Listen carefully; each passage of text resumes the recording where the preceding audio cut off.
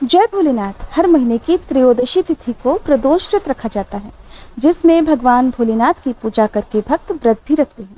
ये व्रत भगवान शिव को समर्पित होता है और सावन का महीना भी भगवान शिव की पूजा करने के लिए है, क्योंकि ये महीना भगवान शिव को सबसे अधिक प्रिय है। प्रदोष व्रत रखने से व्यक्ति के हर प्रकार के दोष मिट जाते हैं और भगवान शिव की कृपा से उनकी मनोकामनाएं भी पूरी हो जाती हैं। तो चलिए आपको बताते हैं सावन महीने का पहला प्रदोष व्रत कब है, इस दिन प्रदोष काल का समय क्या रहेगा और इस दिन कौन कौन से योग बन रहे हैं। जब भी त्रयोदशी तिथि 2 दिन होती है तो ऐसे में व्रत की तारीख का निर्धारण प्रदोष व्रत के पूजा मुहूर्त को देखकर किया जाता है, क्योंकि प्रदोष व्रत में जो पूजा होती है वो प्रदोष काल में की जाती है। प्रदोष काल यानी कि सूर्यास्त से 45 मिनट पहले और 45 मिनट बाद का समय। कभी कभी त्रयोदशी तिथि 2 दिन होने के कारण भक्त असमंजस में पड़ जाते हैं कि किस दिन उपवास रखना सही होगा। तो आपको बता दें कि अगर त्रयोदशी तिथि दोपहर या दोपहर के बाद से भी प्रारंभ हो रही हो और उसी तिथि में शाम को प्रदोष काल का समय भी प्राप्त हो रहा हो, तब उस दिन व्रत रखना चाहिए, क्योंकि अगले दिन प्रदोष काल का समय प्राप्त होने से पहले पहले त्रयोदशी तिथि समाप्त हो जाती है। अगर प्रदोष व्रत गुरुवार के दिन पड़ता है तो उसे गुरु प्रदोष व्रत कहते हैं, और जो व्यक्ति पूरे विधि विधान से गुरु प्रदोष का व्रत रखता है उसे शत्रुओं से कोई हानि नहीं होती। गुरु प्रदोष व्रत करने से शत्रुओं पर विजय मिलती है और शत्रु या विरोधी शांत होते हैं, उनका विनाश होता है। भगवान शिव की कृपा से ऐसे भक्तों के सभी प्रकार के कष्ट और पाप ताप भी मिट जाते हैं।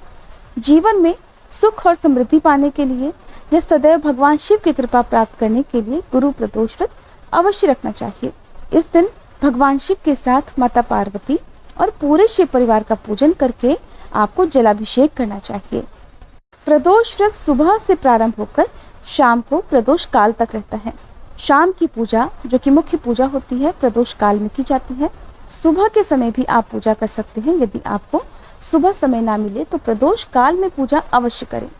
इस दिन आप अपनी सामर्थ्य के अनुसार भगवान शिव को भांग, धतूरा, बेलपत्र, भस्म और पंचामृत भी अर्पित कर सकते हैं। इस दिन आप रुद्राभिषेक भी कर सकते हैं। व्रत संकल्प लेकर प्रारंभ करना चाहिए।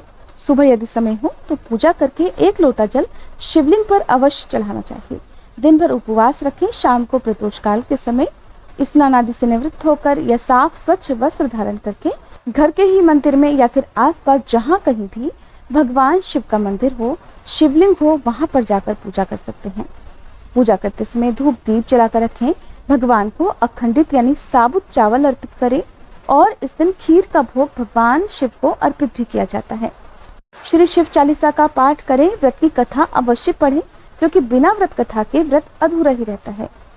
सबसे अंत में कपूर जलाकर आरती करें। भोग में भगवान को पान, सुपारी, इलायची, खीर का भोग अर्पित कर सकते हैं। मौसमी फलों का या दूध से बनी मिठाइयों का भोग भी भगवान शिव को अर्पित किया जा सकता है। इसके बाद प्रसाद को सभी लोगों में बांटकर खुद भी ग्रहण करके व्रत का पारण करना चाहिए। व्रत हमेशा प्रदोष काल के बाद, यानी जब आप पूजा कर लेते हैं उसके बाद ही खोलना चाहिए।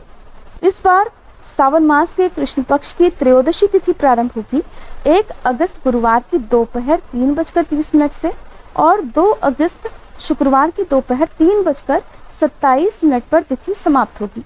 प्रदोष काल का समय 1 अगस्त को ही प्राप्त होगा, इसलिए गुरुवार के दिन किया जाने वाला ये प्रदोष व्रत गुरु प्रदोष व्रत रहेगा। अगर आप प्रदोष व्रत के साथ साथ पहले से ही गुरुवार का व्रत रखते आ रहे हैं, जो कि बृहस्पति देवता को समर्पित होता है, तो आप दोनों ही व्रत एक साथ रख सकते हैं। ऐसे में जो लोग प्रदोष व्रत के दिन अन्न ग्रहण नहीं करते, उन्हें इस दिन व्रत का पारण हमेशा फल से, जल से, दूध से करना चाहिए। 1 अगस्त गुरुवार को सूर्योदय होगा सुबह 6:01 पर, सूर्यास्त शाम 7:04 पर होगा। ब्रह्म मुहूर्त सुबह 4:25 से 5:13 तक रहेगा। अभिजीत मुहूर्त दोपहर 12:07 से 12:59 तक रहेगा और राहु काल दोपहर 1:30 बजे से 3 बजे तक रहेगा। अब जानिए भगवान शिव की पूजा करने के लिए सबसे उत्तम और शुभ मुहूर्त यानी प्रदोष काल के समय के बारे में। तो प्रदोष काल 1 अगस्त गुरुवार को शाम 6:19 से 7:49 तक रहेगा। शाम की पूजा आप इस समय जरूर करें और इसके बाद आप अपने व्रत का पारण कर सकते हैं। अगर आप प्रदोष काल के समय घर से बाहर हैं, आपने व्रत रखा है, आप खुद से पूजा नहीं कर सकते, तो आप जहाँ कहीं भी हैं वहीं पर आप मानसिक रूप से भगवान शिव का स्मरण कर सकते हैं, भगवान के मंत्रों का जाप कर सकते हैं।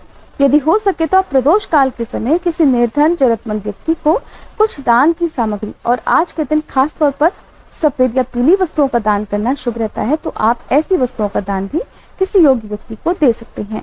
और फिर जब आपके पास समय हो, भगवान शिव का पूजन करके, भगवान को भोग लगाकर, प्रसाद ग्रहण करके आप भी प्रदोष व्रत खोल सकते हैं। ये थी आज की वीडियो।